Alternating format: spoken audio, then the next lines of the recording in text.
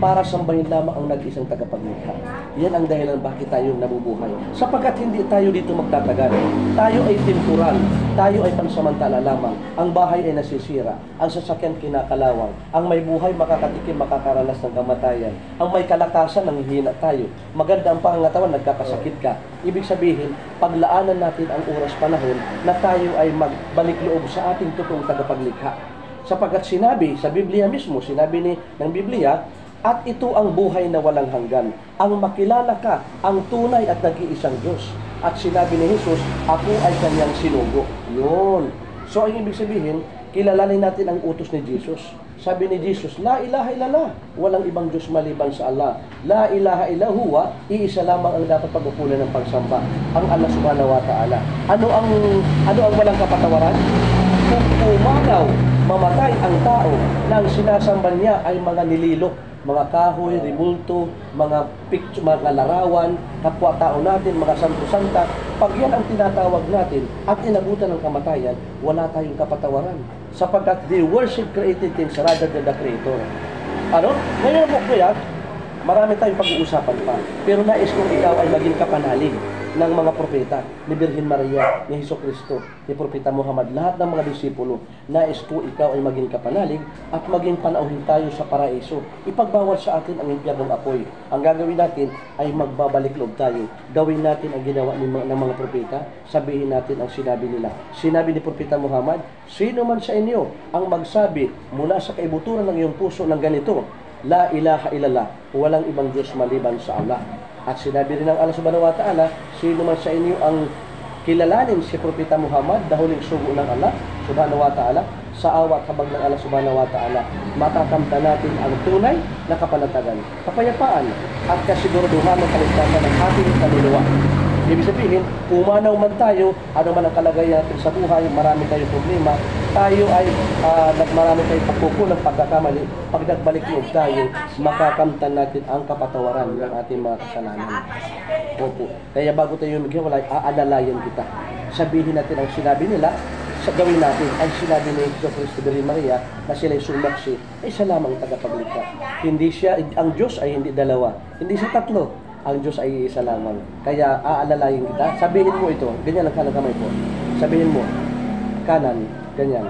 Yung kanan. Sabihin mo, Ashhadu an la ilaha illa Allah.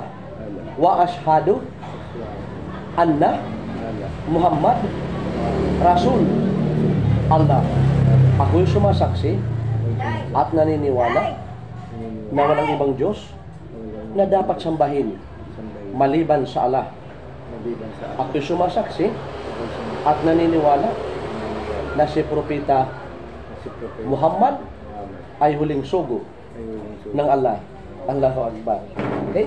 Ikaw ay binabati ko bilang isang kapanalig sa pananampalataya. Pagpurihin ang Panginoon.